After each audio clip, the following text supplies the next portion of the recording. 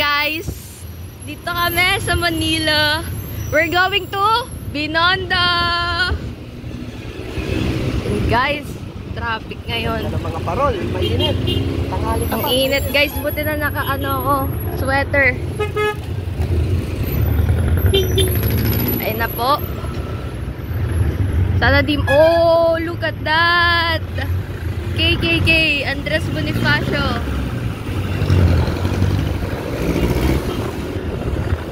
Ayan po ang ating mag-iing na bayani. Kataas-taas ang kagalang-galangan. Ay, ang mga anak ng bayan. Where are we at?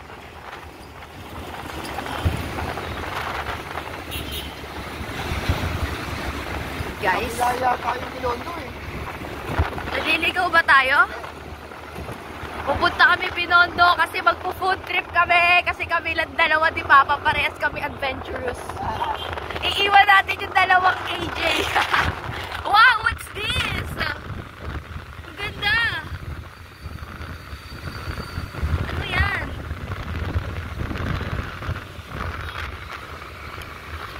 Kakatapos ko lang mag-exam guys. Sana makapasa ako. Thank you Lord. Nag-thank you na agad ako kay Lord kasi feeling ko makapasa ako. Oh, yan ang Pasig River. Doon tayo dapat. Doon ang ano. Doon ang Binondo. Doon sa kabila, sa may tulay. Meron ba dyan daan? Kaliwa. Guys, Binondo Church. Niligaw tayo ng ways. Balik mo na doon nak sa ano, sa Waze. Bye. Maiinggit sila sa vlog natin. Kasi tayo, we are the best traveler. Walang tao ngayon. Di mo alam. Guys, we're here. Dad!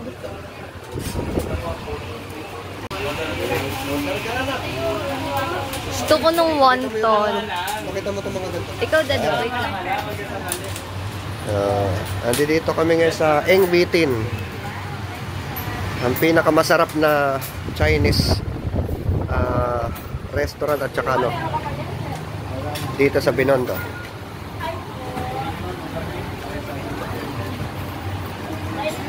Ayan, nak. Order ka na, nak. Yung in-order natin dati.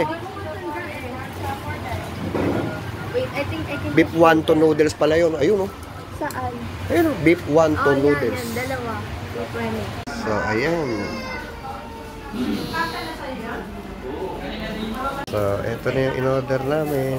Shabu-shabu and beef wonton. Nak. Enjoy, nak. Inintay pa namin yung Xiaolong Bao.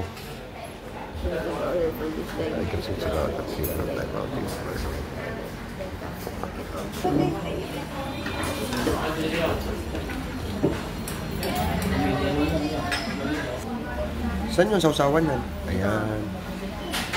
Ayan, bumili si Shania ng Xiaolong Bao. So, tapos nito, pupunta na kami sa National Museum. Ito yung pinakamabenta dito, itong Xiaolong Bao na to. Para siyang maliit na siopaw o siomay. Enjoy! So, ayan po si Shania. May lahi talagang Chinese. O, ayan. Nag-aayuno. Ayan, kumuha siya ng parang sinusunog na stick. Ayan. Ayan na.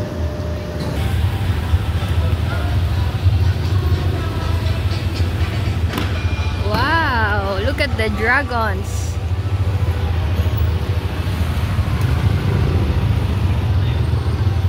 Pag nagpapatattoo ka daw guys ng dragon, dapat daw hulihin nyo yung mata.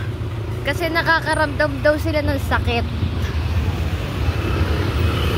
Mararamdaman mo daw yung sakit ng tattoo kapag nagpatattoo ka ng dragon. Tas Di-drawing na agad yung mata. Kaya dapat huling-huli ang mata. Wow! Tuloy-tuloy yung dragon. Kakanan ka, dada, kanan.